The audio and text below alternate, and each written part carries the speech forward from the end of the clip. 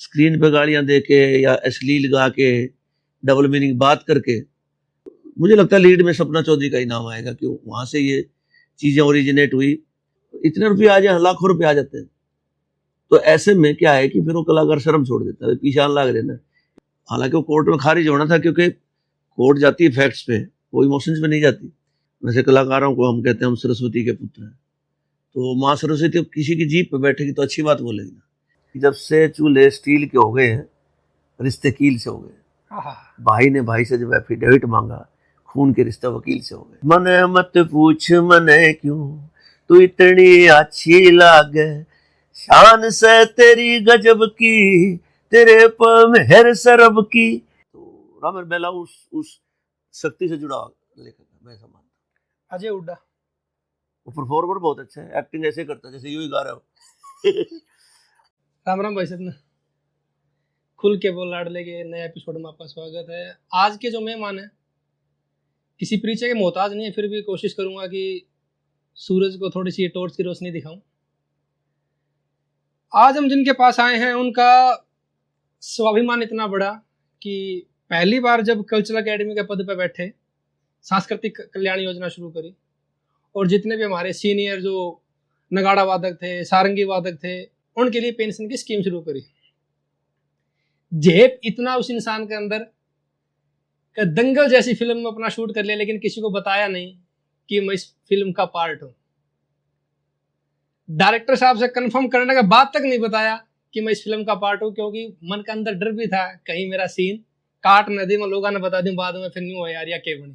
स्वाभिमान इतना कि टीवी का शो छोड़ के आगे, क्योंकि उन्होंने ठीक कौन लगा कि अपना मुंह तब डबल मीनिंग बात बोले या टीवी के ऊपर कुछ ऐसी अभद्र भाषा का इस्तेमाल करें जिस तक कि परिवार के लोग देख ना पाए।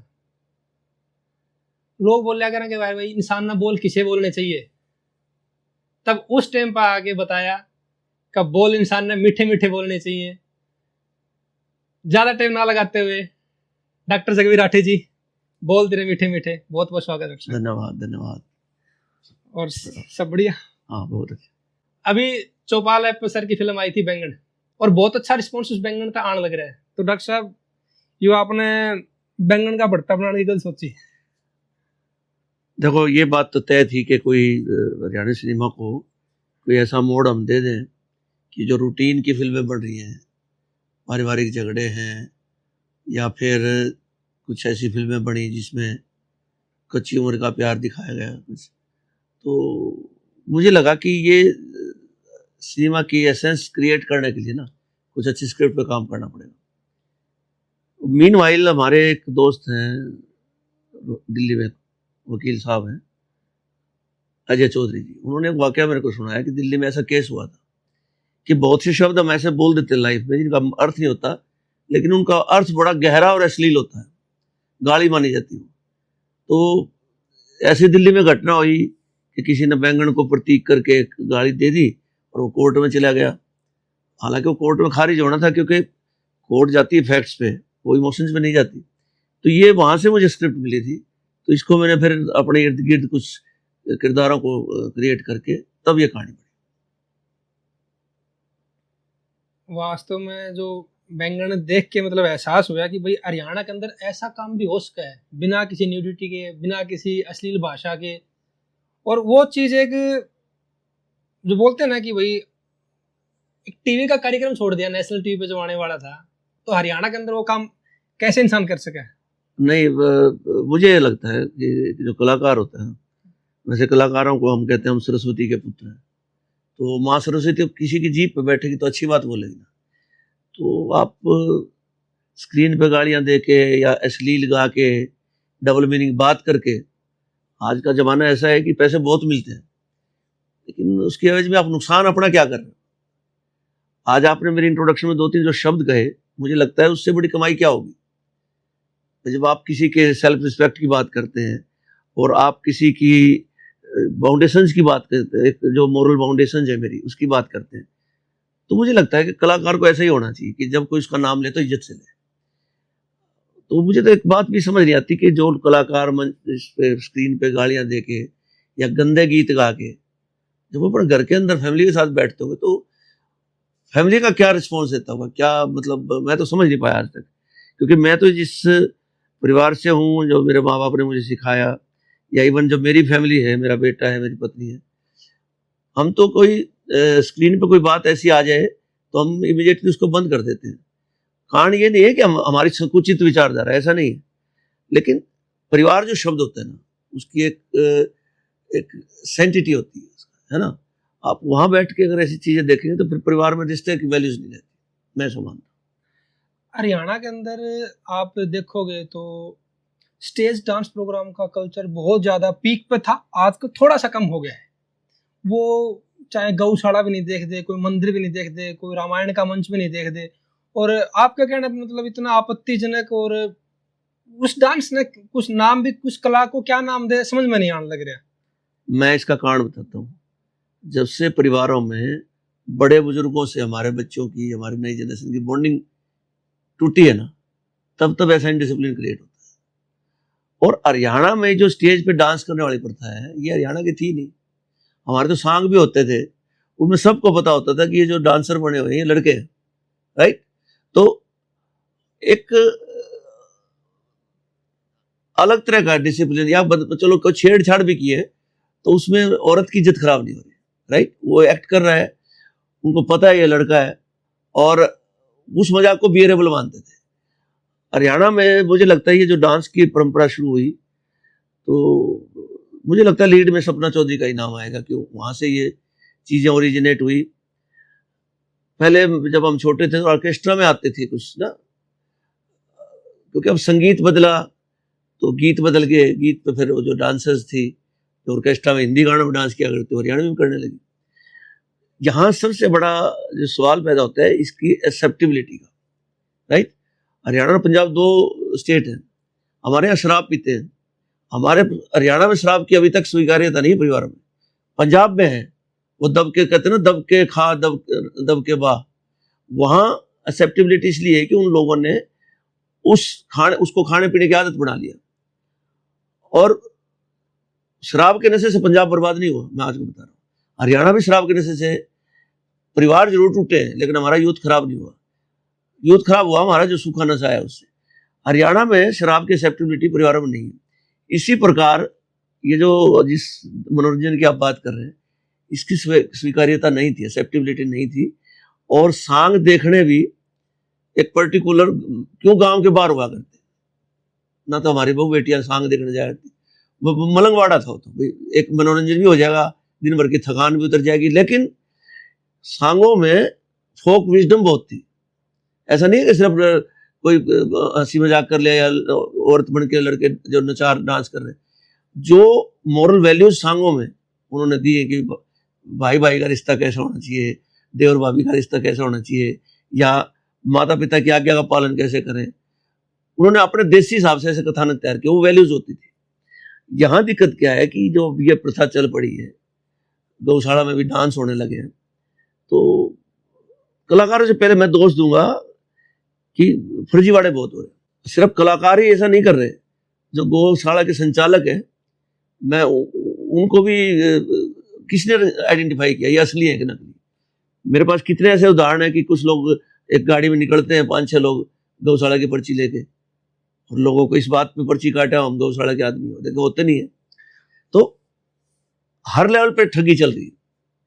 ऐसे में जो आदमी गौशाला की पैसे की झूठी पर्ची काट के चंदा इकट्ठा करेगा, फिर वो डांस से कराओगे भाई। आपने एक बात बोली कि जब तक अपने जो बुजुर्ग आते युवाओं का कट होया है, हाँ, जरा बातचीत थोड़ी कम होनी शुरू हुई है, आपसी तालमेल कम हुआ है, और तो यह चीज फैली है। लेकिन आप इस चीज ने कुकर इनकार कर सको हो कि उस स्टेज पर हमारे बूढ़े भी खंडवाड़े भी हमने बहुत देखे हैं जो पीछे लुटा के आए हैं। मैं बॉन्डिंग टूटने का मतलब क्या, मेरा कहने का एक दूसरे की शर्म मर गई। अच्छा, राइट।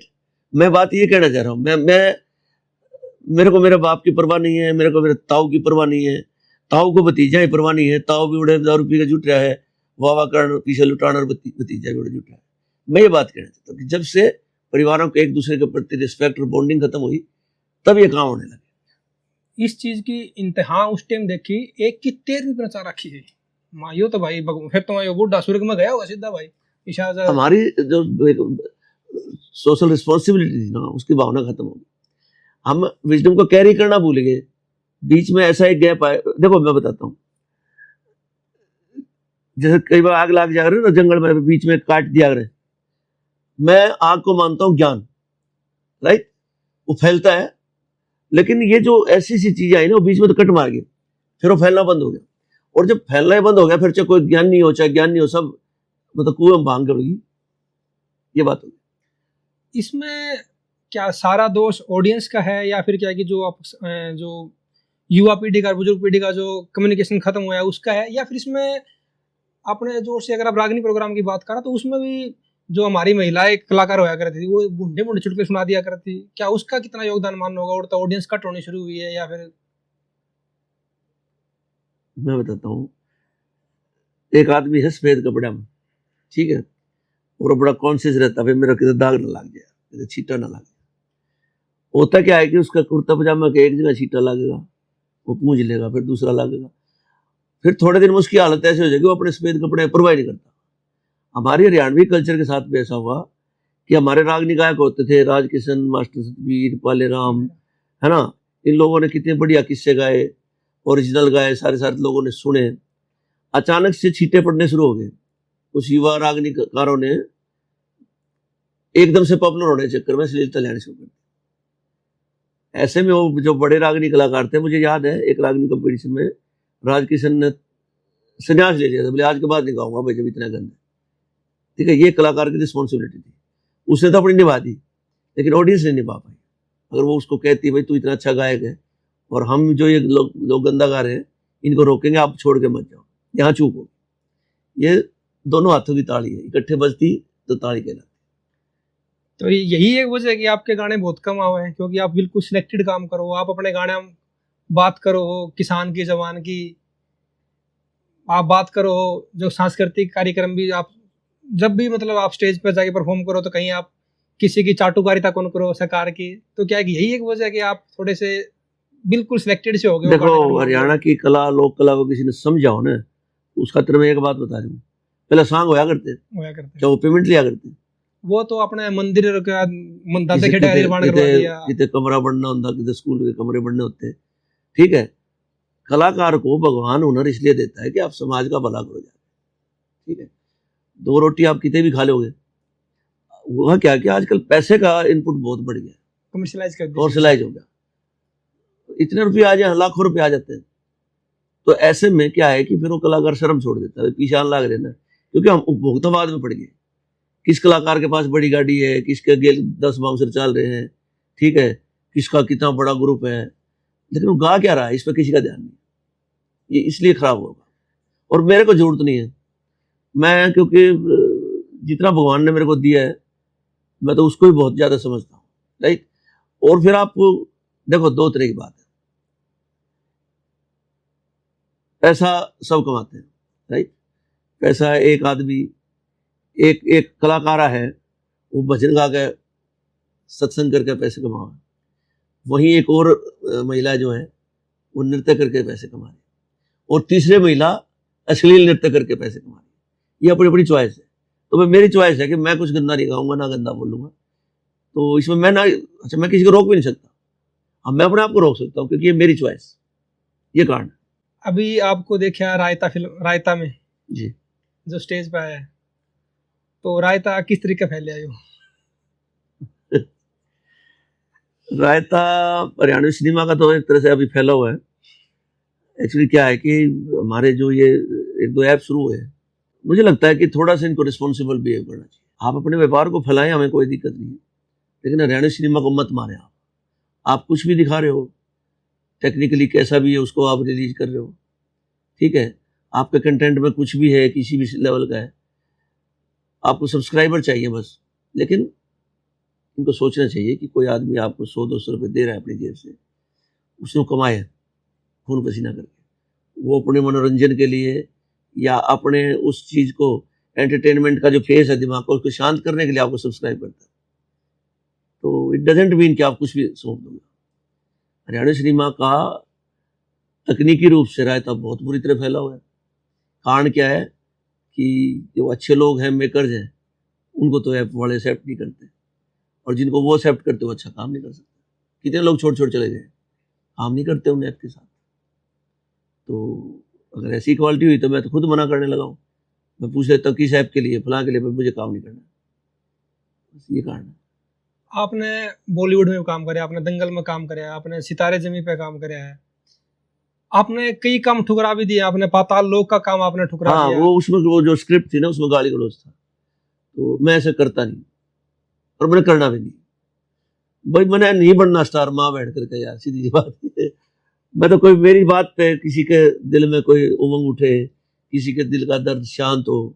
मैं एक बार लॉस एंजलिस में मेरा कवि सम्मेलन था, मैंने माटी का चूल्हा सुनाई थी। एक बुजुर्ग मेरे पास रोता हुआ आया था, कहता पिछले 6 महीने पहले मेरी वाइफ की डेथ हुई थी, मैं आज तक रोया नहीं था, तेरी कविता ने मेरे को रुला दिया। तो मैं तो ये चाहता हूँ कि मैं मेरी बात सुनकर लोग खुश भी हों, हंसे भी, लेकिन वो चीजें जो एक मन का एक विकृति है, मैं किसी को माँ बहन की गाली देता हूँ, ये विकार है मेरे मन का, राइट। मैं अपनी गंदगी क्यों स्क्रीन पर ले जाके दो फेंकूं? मेरे को स्टार बनना ही नहीं। मैंने हरियाणवी में काम करना है, मेरा गीत कोई सुनो ना सुनो, मैं अपनी सेटिस्फेक्शन के लिए, हाँ, लेकिन जो सुनेगा वो मेरे गीत को भूल नहीं सकता, ये मुझे पता है। आपने कविताओं का जिक्र कराया, आपकी कविताएं देश विदेशों में सुनी गई हैं।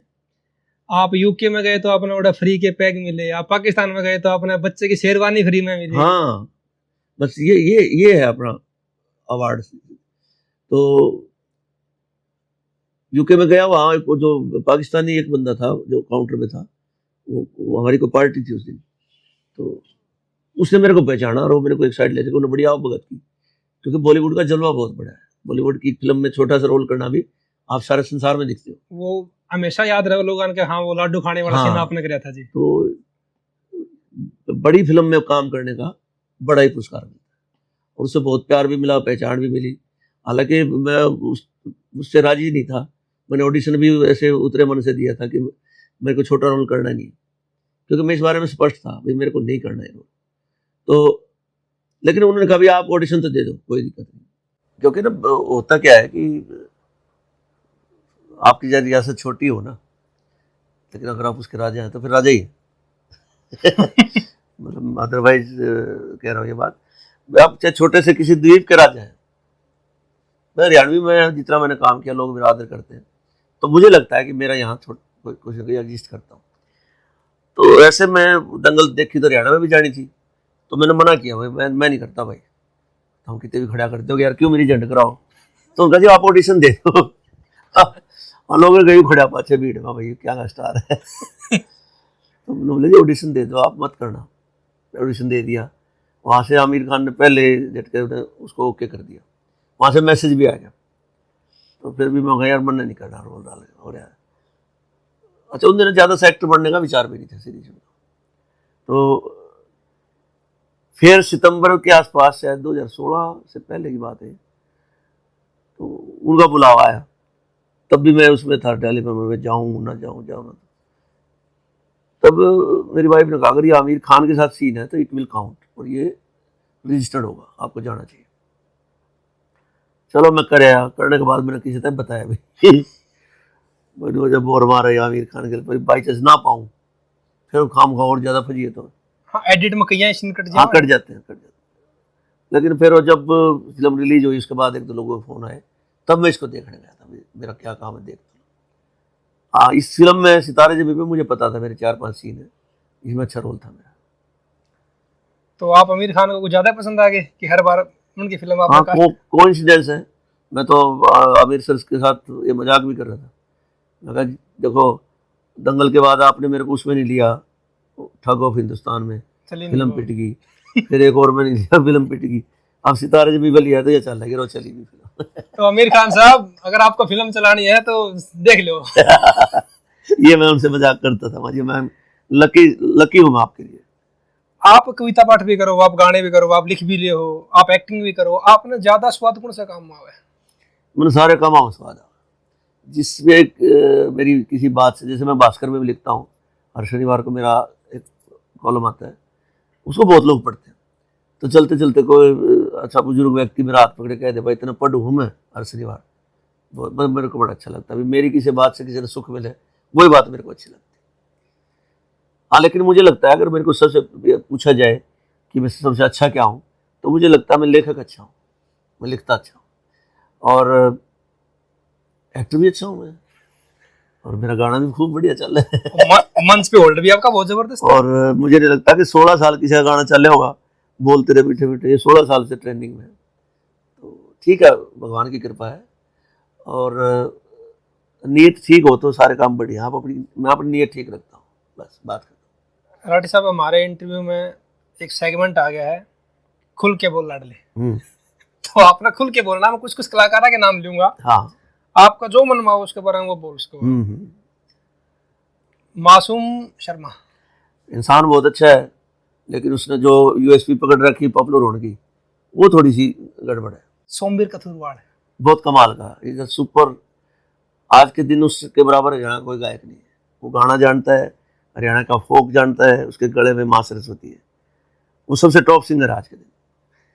केडी देसी रोक, वो इतना बढ़िया लिखता है, इंसान बहुत अच्छा है, और उसके अंदर अच्छी बात है कि आत्मविश्वास बहुत है और सरल सहज बहुत है। रामकेश जीवनपुरिया, रामकेश जीवनपुरिया ने हरियाणा में अच्छे गीत लिखने की शुरुआत की। वो गीत था ना उसका अपना, पहले वाली हवा ना पहले वाली हवा, ये चीजें हरियाणा को चाहिए थी और उसने की। Ramkesh is a good writer. Ram Mirmela, मस्त बाबा, और उसकी कलम में इतनी शक्ति है। मैं तो कई बार सोचता हूँ कि कहीं ना कहीं उसका ना कोई सूफी तार जुड़ा हुआ है। वो जो लिखता है, और एक एक शब्द में जो गहराई है, मैं तेरी नचाई नाचूं, ये छोटा गीत नहीं है, बहुत बड़ा, ये बहुत बड़ा गीत है। और अपने आप में गीत नहीं है, ये अपने आप में एक पूरा एपिक है। किसी को भगवान को सोचना हो, अपनी महबूबा का सोचना हो, या रिश्तों को सोचना हो, तो इससे बड़ा गीत नहीं है। नहीं, कई बार एक होगा ना कि आपका लिखा हुआ कुछ आपने अमर बना दे हुए, यो गाना उस तरीके का था कि नहीं, वो उसकी जो लेखनी है ना आमिर की, उसमें कहीं ना कहीं जुड़ाव है।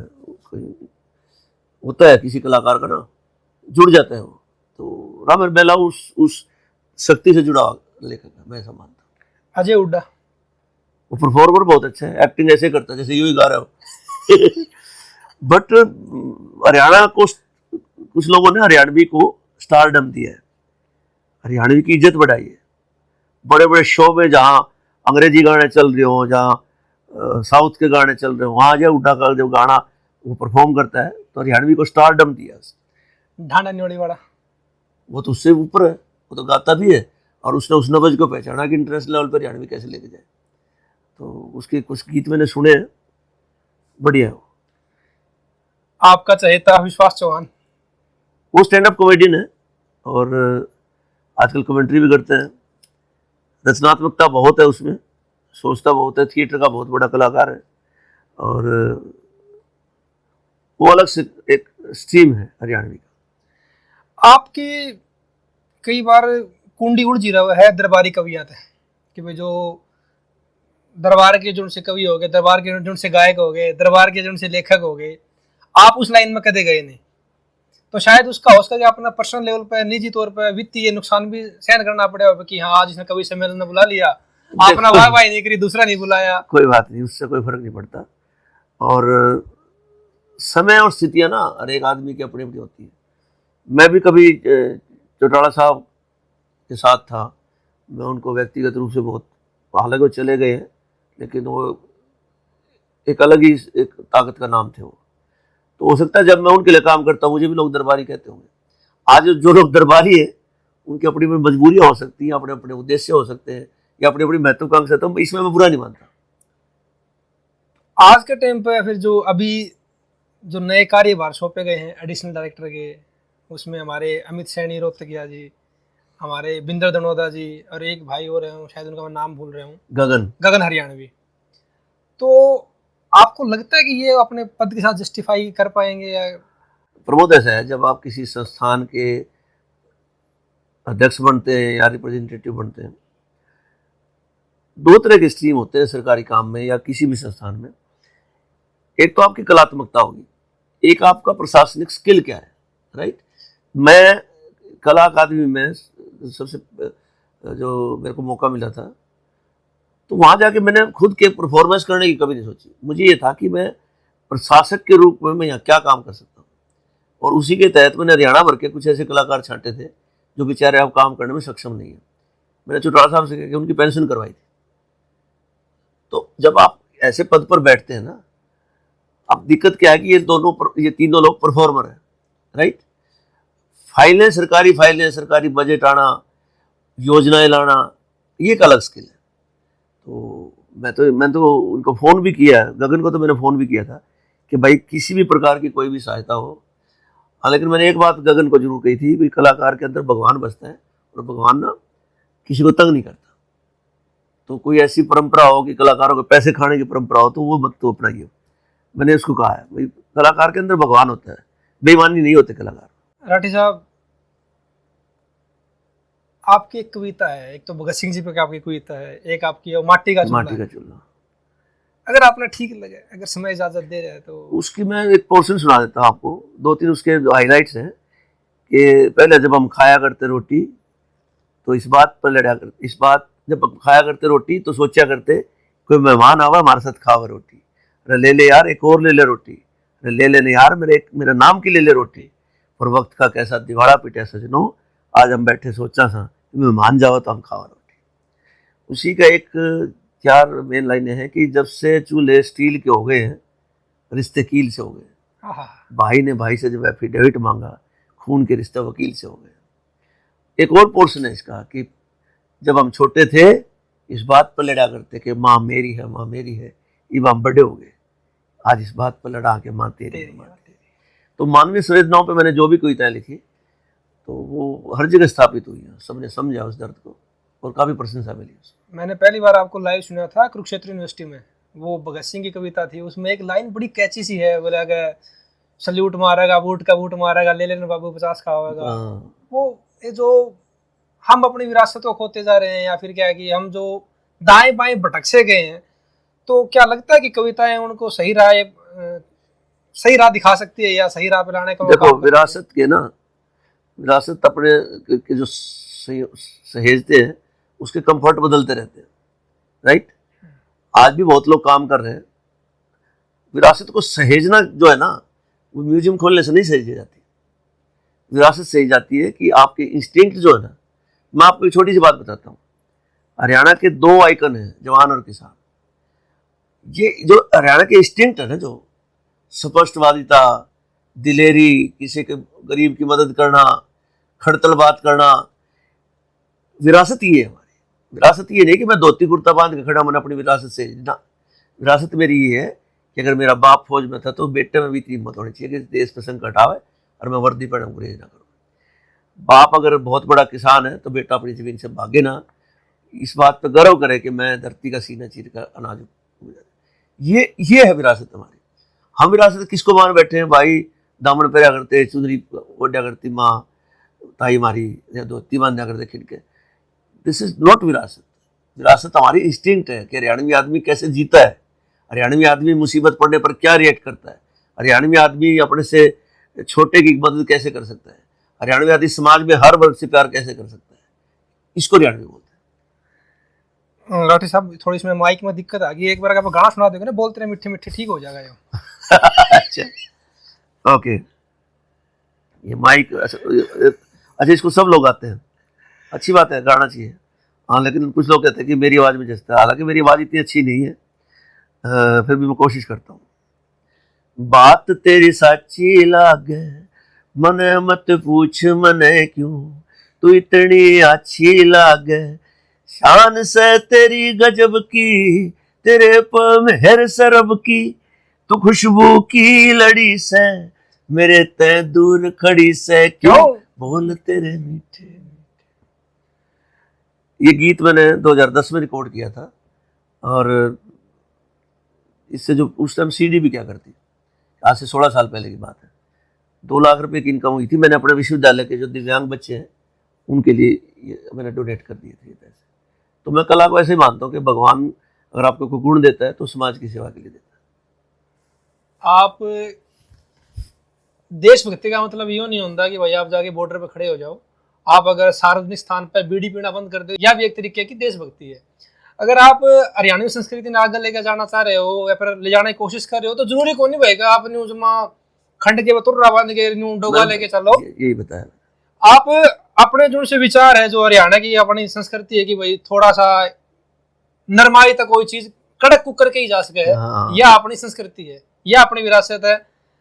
राठी साहब तो खुल के बात हुई, राठी साहब पूरे खुल के बोले जो उन्हें ठीक लगा। बाकी आपने भी जो ठीक लगे आप कमेंट बॉक्स में राय दे सको। राठी साहब मेरे लिए कोई आप सजेशन देना चाहो, कुछ सुझाव देना चाहो मेरे ते भी यह चीज और कर ले भाई थोड़ा ठीक हो जाएगा काम। देखो, आप लोगों तक पहुंचाते हो तो ऐसे लोगों को जरूर लोगों तक पहुंचाना जो अपने सिर्फ काम में जिनका ध्यान है, पब्लिसिटी में ध्यान नहीं है, उनके काम को पहचाने और उनको इस तरह ग्लोरीफाई करें कि दूसरे लोग उनसे शिक्षा ले सके। और जो वो काम कर रहे हैं समाज में निस्वार्थ काम में, बहुत से लोग हैं ऐसे, आप ढूंढोगे तो मिलेंगे। आप किसी एक का नाम बताओ, अगला पॉडकास्ट सुनेगा होगा। और बताओ। मैं आपको एक नाम बताता हूँ। एक गांव है अलगपुरा, इस भिवानी से के पास है अलगपुरा, जहाँ के सेठ छाजूराम हुए। और बहुत आप यकीन नहीं करेंगे, वहां फुटबॉल की एकेडमी चलती है अलगपुरा में, ठीक है। और वहां एक सरकारी पीटीआई है जिन्होंने बिना किसी से पैसे लिए सारी रात खुद माटी डोडो का ग्राउंड तैयार किया। आप ऐसे लोगों तक पहुंचो, बताओ समाज में आज भी समाज ऐसे लोगों का टिका हुआ है। वादा है पक्का। अलगपुरा में जाओगे किसी से पूछ लेना, उन्होंने लड़कियों के लिए जो फुटबॉल की ट्रेनिंग दी है, 150 से ऊपर लड़कियां सरकारी नौकरी में जा चुकी हैं, रेलवे में, सीआरपीएफ में, बीएसएफ में, सिर्फ उस एकेडमी का। तो कभी जाओ, कैमरा लेके जाओ, माइक लेके जाओ और उस आदमी की सादगी देखना। आप उसको कभी भी इस बात पे उसको लगा नहीं कि मैं अपने आप को एक्सपोज करूँ। और सिर्फ ये एक उदाहरण है, ऐसे कितने ऐसे लोग हैं जिन्होंने एक लो प्रोफाइल पे रहते हुए अपने आप को एक्सपोज नहीं किया और समाज में बहुत बड़ा काम किया। राठी साहब बहुत बहुत धन्यवाद, आपका आशीर्वाद मिला, आपका प्यार मिला, आपने टाइम दिया। Thank you. नमस्कार। नमस्कार।